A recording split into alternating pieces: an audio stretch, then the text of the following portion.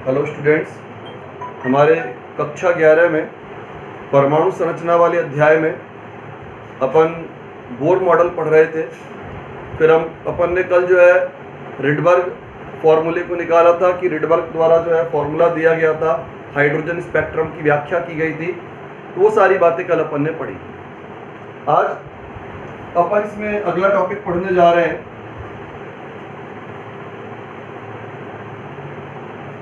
Bohr model की सीमाएं।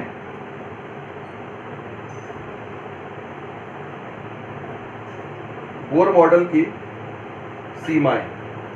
देखिए बेटा, बोर मॉडल की सीमाओं में सबसे पहली सीमा क्या आती है?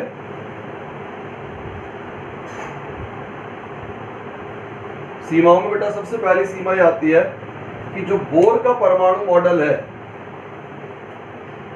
बोर का जो परमाणु मॉडल है वो केवल एक इलेक्ट्रॉन वाले तंत्रों की व्याख्या कर सकता है। बोर का परमाणु मॉडल केवल एक इलेक्ट्रॉन वाले तंत्रों की व्याख्या कर सकता है। जैसे आपका हाइड्रोजन परमाणु है, हाइड्रोजन परमाणु की व्याख्या करेगा। आपका हीलियम परमाणु के बारे में नहीं बताएगा, हीलियम +1 आयन के बारे में बताएगा। कारण हीलियम परमाणु में इलेक्ट्रॉन 2 होते हैं, लेकिन हीलियम के +1 आयन में इलेक्ट्रॉन 1 होता है। लिथियम परमाणु के बारे में नहीं बताएगा, लेकिन लिथियम +2 आयन के बारे में बता सकता है।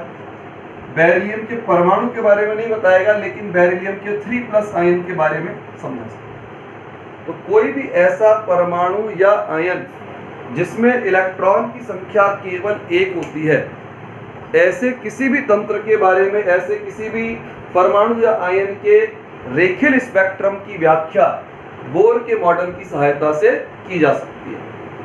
अब इसमें दूसरी समस्या कहाँ आती है? जिस समय बेटा बोर के द्वारा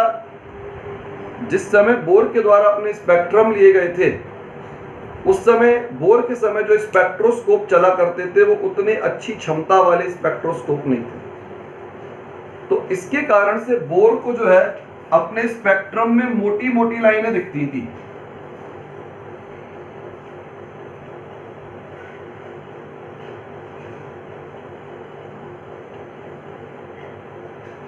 बोर को अपने स्पेक्ट्रम में इस प्रकार मोटी मोटी लाइनें दिखाई देती थी, लेकिन वास्तव में क्या था?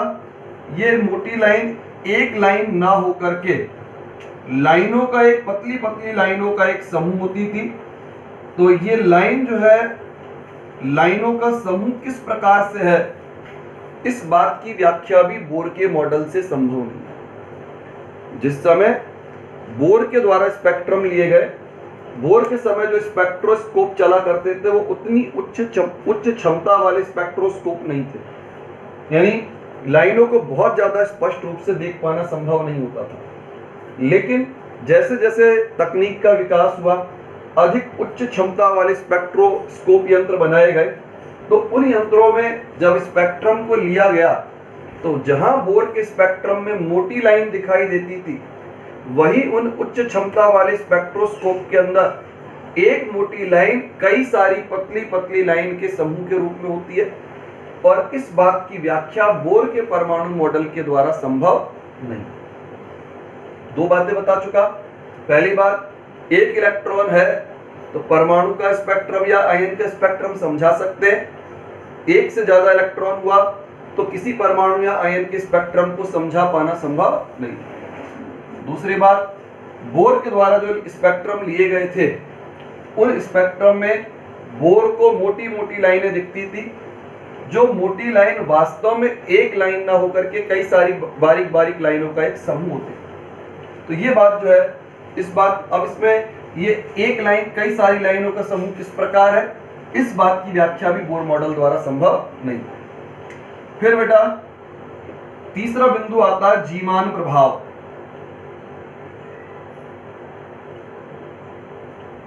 जीमान प्रभाव की व्याख्या बोर मॉडल नहीं कर सकता। अब ये जीमान प्रभाव क्या है? चुंबकीय क्षेत्र की उपस्थिति में, चुंबकीय क्षेत्र की उपस्थिति में स्पेक्ट्रमी रेखाएं बढ़ जाती हैं।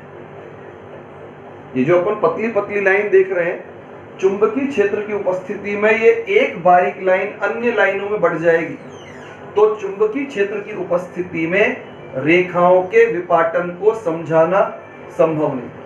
और जब किसी चुंबकीय क्षेत्र की उपस्थिति में रेखा का विभाजन या विपाटन होता है तो इस घटना को नाम दिया जाता है जीमान प्रभाव। चुंबकीय क्षेत्र की उपस्थिति में जब रेखा का विभाजन या विपाटन होता है, रेखा अन्य रेखाओं में बढ़ जाती है, तो घटना को हम बोलते हैं जीमान प्रभाव। और जीमान प्रभाव क्यों होता है, इस बात की व्याख्या बोर के मॉडल के द्वारा संभव नहीं। एक होता है बच्चों स्टार्क प्रभाव, नंबर 4 आपका स्टार्क प्रभाव। स्टार्क प्रभाव को भी नहीं समझा सकते। स्टार्क प्रभाव का अर्थ होता है विद्युत क्षेत्र की उपस्थिति में चुंबकीय रेखाओं का विपाटन। चुंबकीय क्षेत्र की उपस्थिति में विपाटन होता है तो जीमान प्रभाव, और अगर विद्युत क्षेत्र की उपस्थिति में रेखाएं जो है अन्य रेखाओं में बढ़ जाती हैं तो ये जो घटना होती है इसको आप नाम दे सकते हैं स्टार्क प्रभाव। तो इस तरह से ना तो जीमान प्रभाव की व्याख्या की जा सकती है और ना ही आप जो है इसमें स्टार्क प्रभाव की व्याख्या कर सकते हैं। फिर ये मॉडल जो है बोर का मॉडल आपके आगे जितने भी नई खोजें हुई उन सब में से किसी के बारे में भी बताने में समर्थ नहीं है। आपके अणुओं की आकृति क्या होती है, अणुओं की ज्यामिति क्या होती है, अणु किस प्रकार बनता है, ये सारी बातें जो है बोर के मॉडल से संभव नहीं। तो आपका बोर मॉडल में हमने 4 मुख्य सीमाएं बताई। आधुनिक मॉडल में जो सब बातें बताई गई हैं वो सब बोर मॉडल की सीमाओं में आ जाएंगी, लेकिन जो मुख्य सीमाएं थी वो ये थी, एक इलेक्ट्रॉन है तो व्याख्या होगी अन्यथा नहीं। फिर स्पेक्ट्रम में बोर को मोटी मोटी लाइन दिखती थी, और ये जो मोटी लाइन होती है वास्तव में एक लाइन ना होकर के कई सारी लाइनों का एक समूह होती है, जिसकी व्याख्या बोर के मॉडल के द्वारा संभव नहीं। फिर बोर का मॉडल जीमान प्रभाव को या स्टार्क प्रभाव को नहीं समझा सकता। जीमान प्रभाव का मतलब चुंबकीय क्षेत्र की उपस्थिति में रेखाओं का विपाटन, जीमान प्रभाव। विद्युत क्षेत्र लगाया जाएगा तब भी ये जो रेखाएं थी इनका विभाजन हो जाता है, विपाटन हो जाता है, ये घटना कहलाती है आपकी स्टार्क प्रभाव। ना तो जीमान प्रभाव को समझा सकते हो ना ही स्टार्क प्रभाव को समझाना संभव है। तो ये बेटा आपके बोर मॉडल की कुछ प्रमुख सीमाएं थी। अब बेटा इसके बाद में अपन आते हैं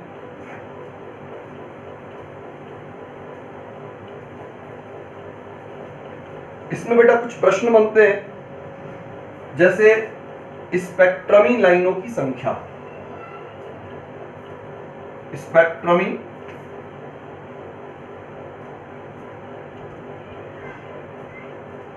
रेखाओं की संख्या।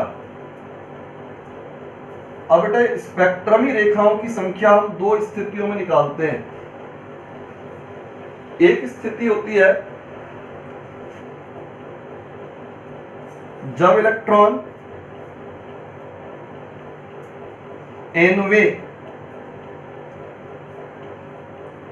ऊर्जा स्तर से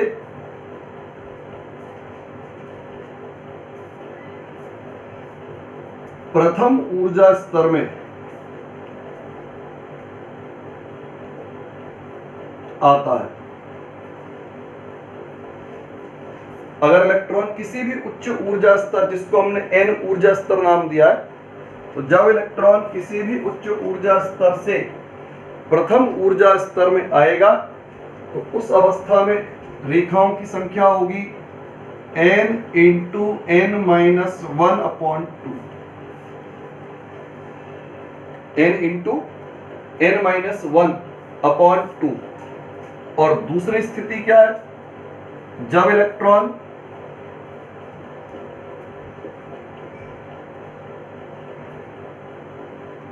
n2 ऊर्जा स्तर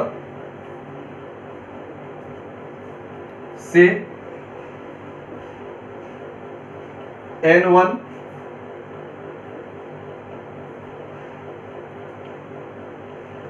ऊर्जा स्तर में आता है तो संख्याओं को निकालने के लिए फॉर्मूला होता है n2 minus n1 into n2 minus n1 plus 1 upon 2। तो ये बेटा दो फॉर्मूले हैं और इन दो फॉर्मूलों की सहायता से हम यहाँ पर स्पेक्ट्रमी रेखाओं की संख्या को ज्ञात कर सकते हैं। इलेक्ट्रॉन अगर किसी उच्च ऊर्जा स्तर से प्रथम में आता है तो फॉर्मूला लगेगा n into n minus 1 upon 2, और जब इलेक्ट्रॉन आपका किसी उच्च ऊर्जा स्तर n2 से n1 ऊर्जा स्तर में यानी किसी अन्य ऊर्जा स्तर में जाए तो उस अवस्था में रेखाओं की संख्या होगी n2 minus n1 into n2 minus n1 plus 1 upon 2। अब बेटा अपन देखिए कुछ इसके एग्जाम्पल देखते हैं। जैसे पहले वाले का एग्जाम्पल देखिए,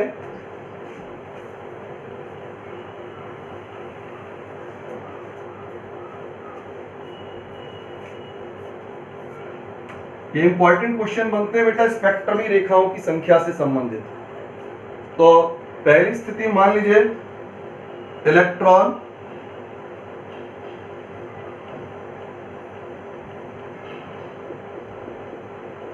चौथी कक्षा से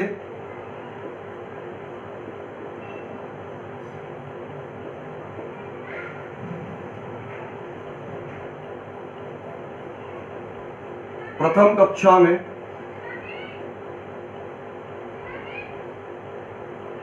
प्रवेश करें।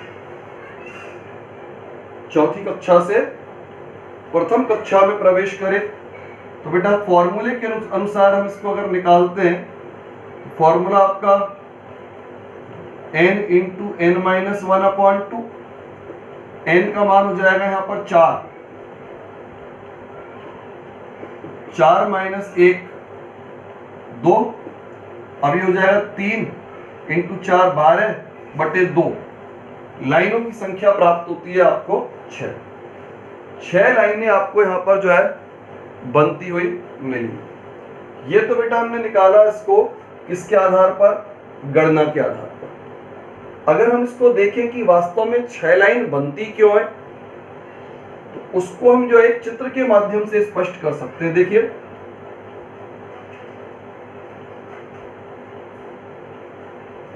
ये बेटा आपका पहली कक्षा, दूसरी कक्षा, तीसरी कक्षा और चौथी कक्षा। अब इलेक्ट्रॉन चौथी कक्षा से पहली कक्षा में लौटता है। तो बेटा मैंने आपको पहले भी बताया था कि जब कोई इलेक्ट्रॉन उच्च ऊर्जा स्तर से निम्न ऊर्जा स्तर में आता है तो इलेक्ट्रॉन के निम्न ऊर्जा स्तर में लौटने के लिए अलग अलग तरीके संभव होते हैं। अब अलग अलग तरीकों में एक तरीका तो ये हो सकता है भाई इलेक्ट्रॉन डायरेक्ट चौथी कक्षा से पहली कक्षा में आए, एक तरीका। फिर दूसरा तरीका क्या हो सकता है, चौथी कक्षा से इलेक्ट्रॉन आया आपका तीसरी कक्षा में और तीसरी कक्षा से इलेक्ट्रॉन चला गया आपका पहली कक्षा में। फिर एक तरीका चौथी से दूसरे में और दूसरे से पहली में। फिर एक तरीका चौथी से तीसरी, तीसरी से दूसरी और दूसरी से पहली कक्षा। तो अलग अलग तरीके इलेक्ट्रॉन के लौटने के हो सकते हैं और इन तरीकों के ये अलग अलग जो तरीके आप देख रहे हैं, इन अलग अलग तरीकों में अलग अलग मात्राओं में ऊर्जा निकलती है और ऊर्जा की अलग अलग मात्रा से संबंधित एक विशेष लाइन आपको फोटोग्राफिक प्लेट के ऊपर दिखाई देगी। जैसे इससे संबंधित आपकी एक लाइन बनी, पहली लाइन। अब देखो ये वाली लाइन चौथी से तीसरी और चौथी से तीसरी, चौथे से तीसरी और चौथे से तीसरी समान लाइनें हैं। अगर लाइन समान है, संक्रमण समान है तो समान ऊर्जा निकलेगी, और अगर ऊर्जा समान है तो ऐसी अवस्था में जो है लाइन अलग अलग नहीं बनेगी। इन दोनों से संबंधित केवल एक लाइन आपको मिलेगी। ये दूसरी लाइन को व्यक्त कर रहा है,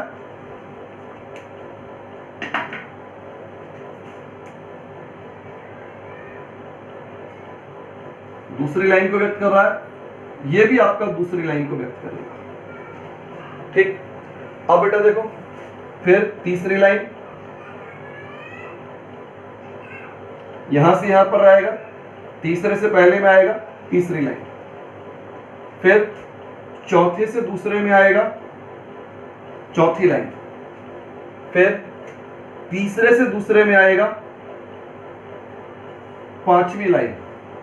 और आप ये देखो, ये दोनों लाइन बिल्कुल समान है, दूसरे से पहले में आ रही, तो ये दोनों जो है छठवीं लाइन को व्यक्त कर रही है। यानी समान संक्रमण, समान ऊर्जा का उत्सर्जन, और समान ऊर्जा का उत्सर्जन होने की अवस्था में एक ही लाइन बनेगी, चाहे वो संक्रमण कितनी बार भी हो। तो इसमें संक्रमण समान है, दूसरी कक्षा से पहली कक्षा, दूसरी कक्षा से पहली कक्षा, यानी समान ऊर्जा का उत्सर्जन होगा और समान ऊर्जा से संबंधित केवल आपको एक लाइन प्राप्त होगी, अलग अलग लाइनें प्राप्त नहीं होंगी। तो इस तरह से लाइनों की जो कुल संख्या हमको प्राप्त होती है 6। आपने इस बात को जो है दो तरीके से निकाला, चित्र के माध्यम से भी निकाला और आपने इस बात को गणना के माध्यम से भी निकाला। तो दोनों ही तरीके आसान है, आप गणना के माध्यम से भी निकाल सकते हो और फॉर्मूला भूल जाओ तो आप चित्र बना करके भी कैलकुलेशन को कर सकते हो।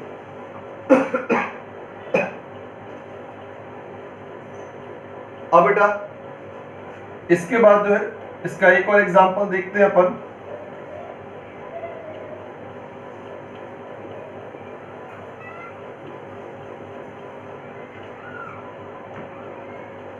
अगला उदाहरण है,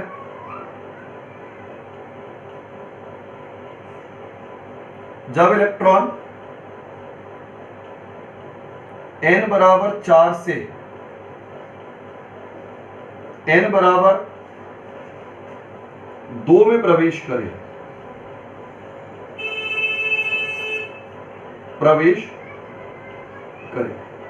या इसको यूं मान लीजिए n बराबर 5 से n बराबर 2 में प्रवेश करे। तो बेटा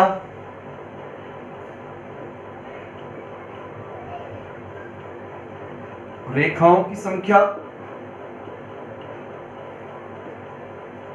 n2 माइनस n1, पहले सूत्र n2 minus n1 plus 1 upon 2। n2 का मतलब उच्च ऊर्जा स्तर 5, n1 का मतलब निम्न ऊर्जा स्तर 2।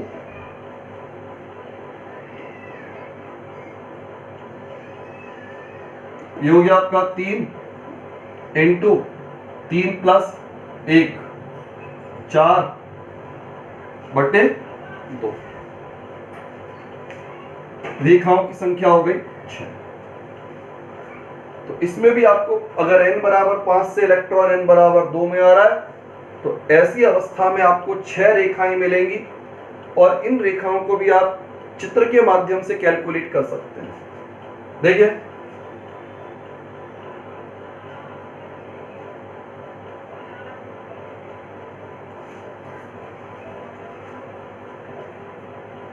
ये 1 2 3 4 5 और 6, छठे की जरूरत नहीं है, 5 तक ये उच्च ऊर्जा स्तर 5 है। अब इलेक्ट्रॉन आप देखिए 5 से कहां आ रहा है, 2 में आ रहा है।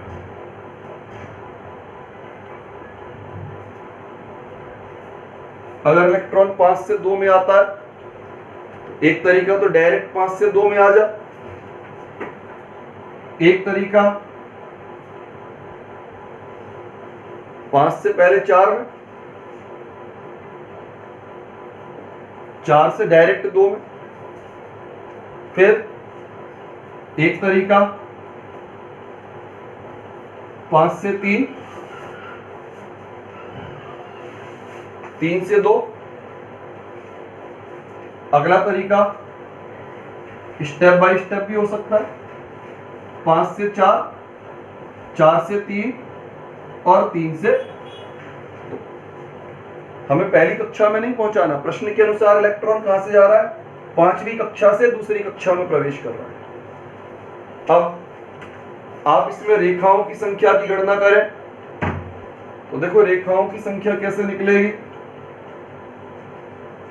पहली रेखा, अब ये वाली और ये वाली 5 से 4 में यहां पर आ रहा है, 5 से 4 में यहां आ रहा है।